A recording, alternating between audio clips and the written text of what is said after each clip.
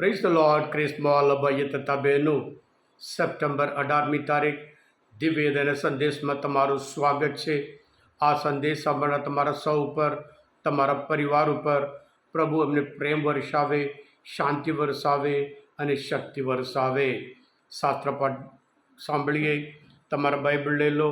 લોકનો ગ્રંથ 7મો અધ્યાય 31થી 35મી કલમ સુધી. ઈસુએ કહ્યું, આજની પેઢીના માણસોને મારે શાની ઉપમા આપવી? તેઓ શાના જેવા છે?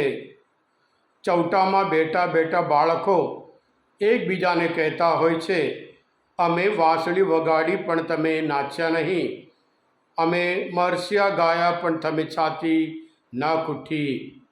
તેના જેવા આ લોકો છે. કારણ સ્નાનસ્કારક યોહાન આવ્યો, તે રોટલો ખાતો નથી અને દારૂ પીતો નથી, તો તમે એને લોકો કહો છો કે એને ભૂત વળગ્યું છે. માનવ પુત્ર આવ્યો, તે ખાય છે અને પીએ છે, તો તમે લોકો કહો છો કે જુઓ આ ખાવદરો અને દારૂડિયો, જગાતારોનો અને પાપીઓનો ગોઠિયો. તેમ છતાં ઈશ્વરના શાણપણને અનુસરનારાઓએ તેને સાચું પાડ્યું છે. આ પ્રભુની વાણી છે, તે આપણો આધાર છે. ખ્રિસ્તવાલા ભાઈ હતા બહેનો, સાચા લોકો સારા લોકોનું કામ જોઈને ખરાબ લોકો હોય ખોટા લોકોને ગમે નહીં. એમને ખરેખર આ લોકોને જોઈ, આ લોકોનું કામ જેમને ડર લાગે છે. એટલે પોતાની નબળાઈ સંધાડવા માટે, પોતાની ખામીઓ સંધાડવા માટે, પોતાના ખરાબ જે કામ હોય સંધાડવા માટે સારા લોકો ઉપર આ લોકો આરોપ લગાડે, ભૂલો કાઢે, જાત જાતના આક્ષેપો લાવે, જેથી કરી લોકો બધા સારા લોકોની પાછળ ના જાય, સારા લોકોનું કામ જોઈને એમને વખાણ નહીં કરે અને આ લોકોને તિરસ્કાર કે નફરત ના કરે. આ દુનિયામાં આ બધું, કારણ કે આ લોકોનું વલણ એવું છે, એમનો વિચાર એવું છે, હંમેશા નકારાત્મક વલણ છે. એટલે આ લોકોમાં બિલકુલ ગંભીરતા નથી, કોઈ લાગણી પણ નથી.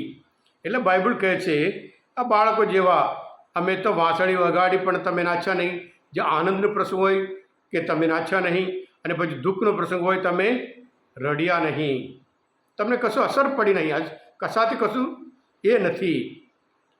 જેવી રીતે સ્નાનસ્કાર યોહાન આવ્યા, રણમાં રહેતા હતા અને કઠિન જીવન જીવતા હતા, અને કઠિન બોલી અને એમના ઉપર પણ વિશ્વાસ રાખવા, એમને માનવા, એમને સ્વીકારવા તૈયાર નથી. એમનો સંદેશ પણ સ્વીકારવા તેઓ તૈયાર નથી. અને પછી પ્રભુ ઈસુ આવ્યા. પ્રભુ ઈસુ તો બિલકુલ ઓપોઝિટ, લોકો સાથે રહ્યા, લોકો સાથે કહેતા હતા, લોકો માટે હંમેશા સારું કરતા હતા. લોકોને પોતે નવાઈ લાગી કે આટલા અદ્ભુત એ છે આ જમાનાના પૈગંબર છે એમ કરીને. ત્યારે પણ આ લોકો પ્રભુ ઈસુ ઉપર એમના જીવનમાં, એટલે એમના પ્રત્યે વલણ એવું, હંમેશા ભૂલો કાઢતા હતા. અને પછી પ્રભુ ઈસુ વિશે પાપીઓનો ગોઠિયો, દારૂડિયો, જગાતારો અને આ બધું કહેતા હતા. હા ક્રિસ્મવાલા ભાઈ હતા બહેનો, આ લોકો હંમેશા નકારાત્મક છે. હંમેશા બીજા લોકો પર ભૂલો કાઢવાનું હોય. એમનામાં કંઈ ધાર્મિકતા પણ ના હોય, પણ ધર્મને નામે એ લોકો આ બધું કરે છે. જેવી રીતે આ ફરોશી લોકો, શાસ્ત્રી લોકો પ્રભુ ઈસુ પ્રત્યે એવું વલણ, અને સ્નાનસ્કારક યોહાન પ્રત્યે પણ એવું વલણ, નકારાત્મક, નેગેટિવિટી.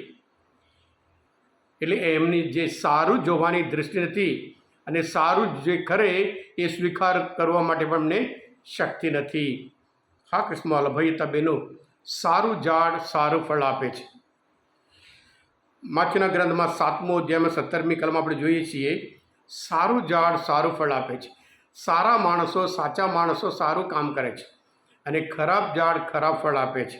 એટલે પ્રભુ ઈસુ પોતે કહે છે માથીના ગ્રંથમાં 7મો અધ્યાય 20મી કલમમાં, એટલે તમે તેમને તેમના વર્તનરૂપી ફળ ઉપરથી ઓળખી શકશો.